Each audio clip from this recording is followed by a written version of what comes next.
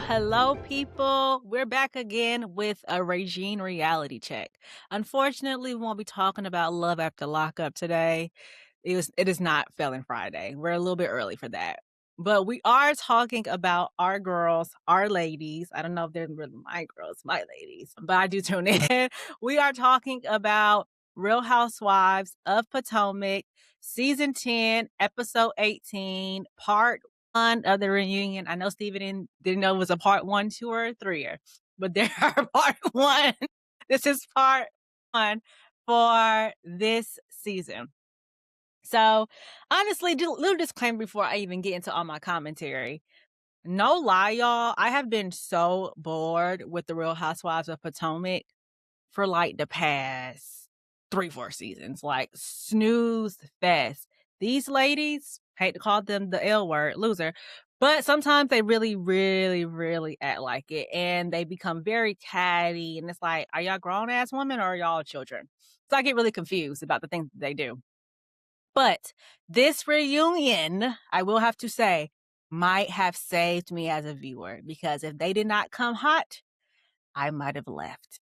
Just saying that, because Married to Medicine, I actually will talk about them next week probably.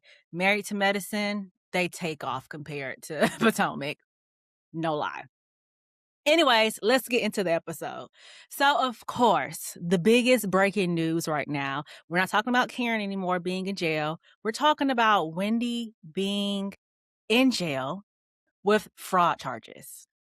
Wendy and her husband, Eddie. Okay, so we start off the episode with the cute little Wendy and Eddie little scene talking about them being arrested and like how they felt during it and the kids and the family and all those things. Listen, Wendy, what's wrong, girl? I ain't never heard Wendy whisper since probably 2020 when she started this season. Now she's whispering. I get it, girl. You can't believe you went from a political commentary to a professor to a felon. Because fraud charges are 100% felon charges. I want y'all to understand that. Those are not just regular charges. Those are felonies. And felonies are worse than a misdemeanor, if we didn't know that. But here we are. Anyway, so they're talking about it. Wendy dropping to Eddie that she will not be the same after this and how it might affect their marriage. It's not a might affect. It's definitely 100% affecting their marriage. And it's obvious because she wouldn't have asked the question, will this affect our marriage? And then follow up saying, it will affect our marriage because I won't be the same person. And to me, that sounds like, listen, babe, we got into this mess once. If we get into it twice, I will be out of here. That's what I heard. I don't know if that's what y'all heard, but that's what I heard. And it's so crazy to see Wendy today into 2026. I would say 2025 because this was filmed in 2025.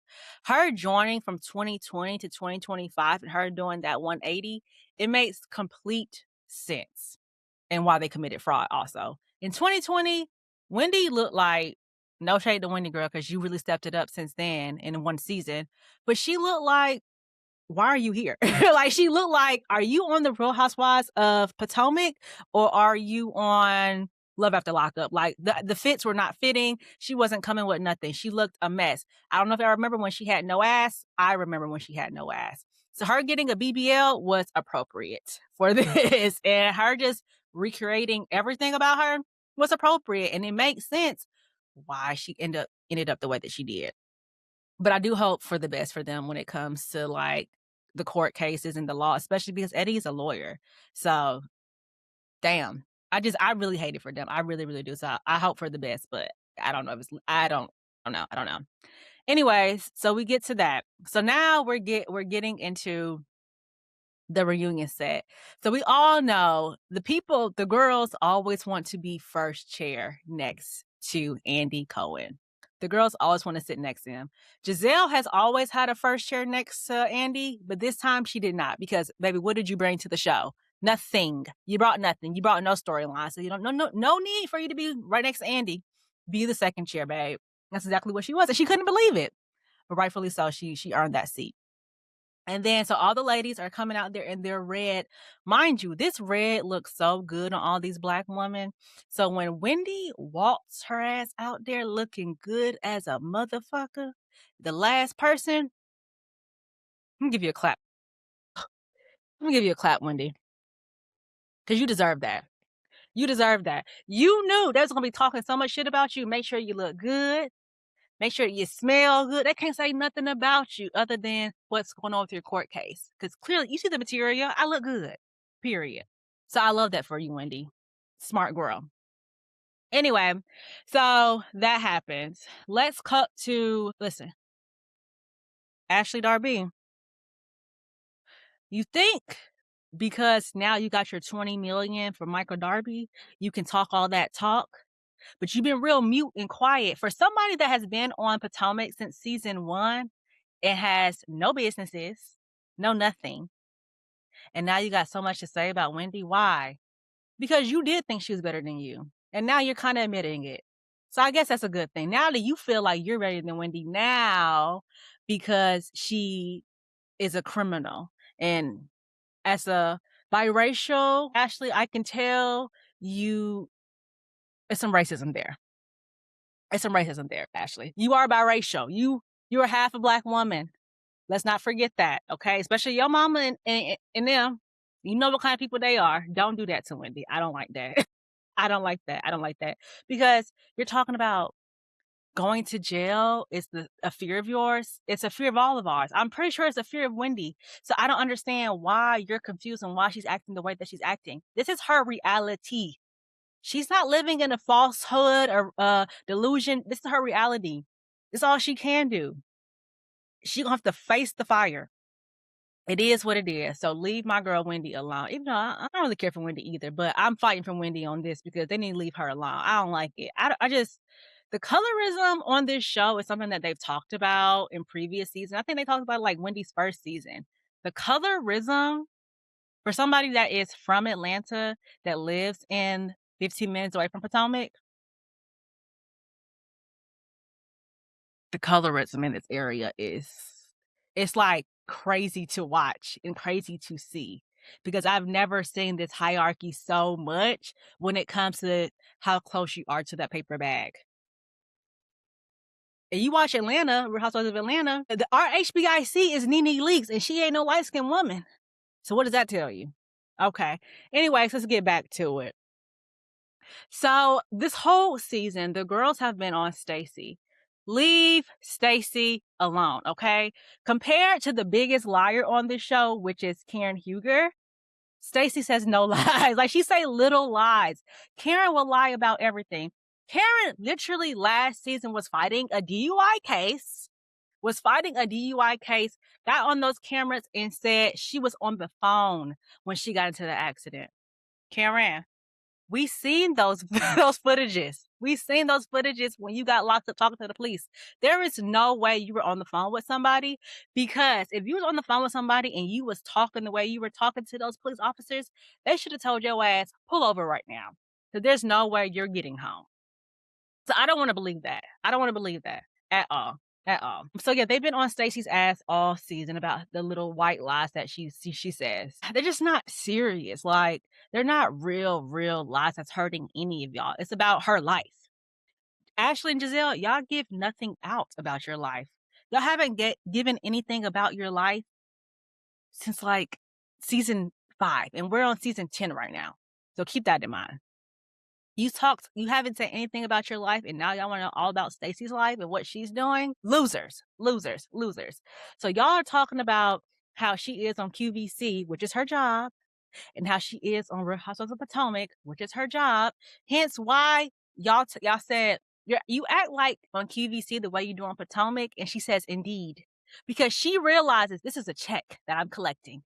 Y'all don't understand this is a check? I understand that QVC check cleared and this Potomac check is clearing too as well. So catch up, ladies, because clearly this is a woman about her business and y'all are not, obviously, especially Giselle and Ashley. But hey, whatever. This is a Giselle and Ashley hate train. Get them out of here. I'm tired of them boring ass heifers. Anyways, next.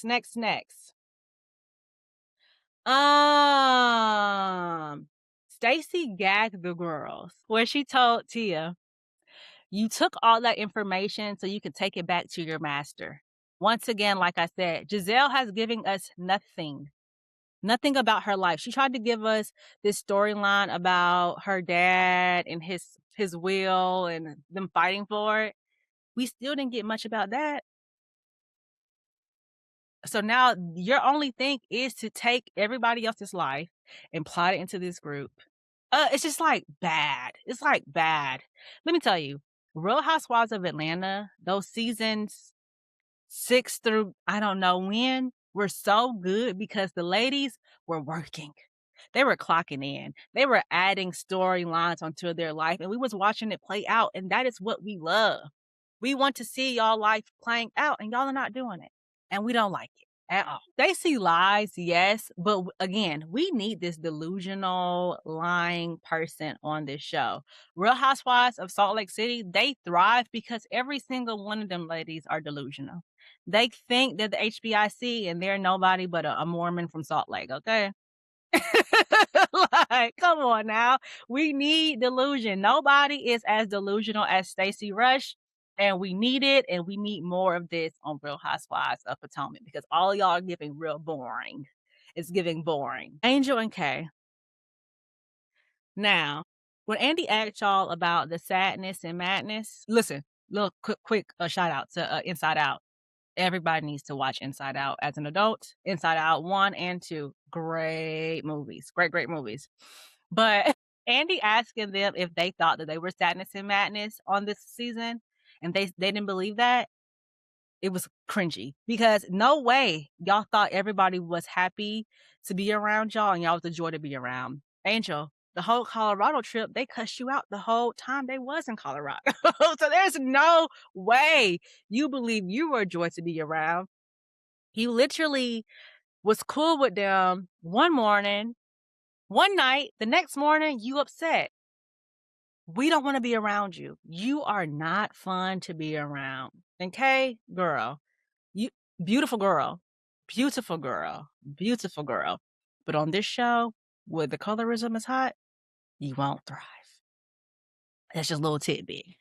That's what I'm observing at least. But whatever. What do I know? What do I know? Ashley, like I said, Ashley projecting that, telling Wendy that when she got on this got on this show, she felt like she was better than them, and because she was flying her 4 degrees. To her point, if you got 4 degrees, you are not stupid. You know some things. You know some things. You've researched some things. You've been in rooms with people. You've had conversations with different people where you realize that you're not stupid. Ashley Darby, do you even have a degree? 1 degree? You might got a high school degree. Do you even have that? Okay. Now, if you have that, okay, shout out to you, girl. But if you ain't got no bachelor's degree, Wendy is right. She ain't stupid. I mean, she's a little stupid clearly because she got some fraud charges. But other than that, she's not stupid when it comes to education. So you being mad about that and holding that inside of you, Ashley, and now saying you acting like you're better than us, and now look at where you're at now. Yuck. Loser, loser, loser, loser. And I know everybody's gagging on Ashley when Wendy's response to that is, I've accomplished a lot.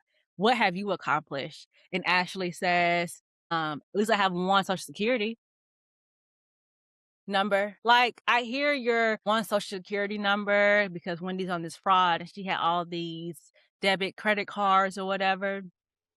But did you answer the question, Ashley? What are your accomplishments? Like, what are your accomplishments? I'm thinking you've been on the show since the first season. I'm thinking, what have you accomplished, Ashley? The GNA, we've all seen what's going on in the GNA. It's had like 5 different rebrands. What's going on with that? Your whole drag queen thing, accomplishment or a hobby? I don't know. It sounds like a hobby to me, but whatever. What do I know? What have I accomplished? I think the same thing. But I have a degree, a bachelor's degree. So there's that. I've accomplished that at least. So yeah, Ashley, you haven't answered the question. Let's answer that question about what you have accomplished because your gag is not hitting that much when you got nothing to show for it. So yeah, that's really all I have about these ladies. Again, I was bored this whole season. I was kind of bored a little bit in and out the reunion because it's kind of catty and I don't do catty. But I will be back. I will be back next week. I will watch part 2, and I will have my commentary, and I will have the things to say then too. So, also, I probably will have something about Married to Medicine next week too, because again, way more interesting than Potomac. Just a little snippet. But yeah, that's all I have this episode, and can't wait to see you guys next week. Bye.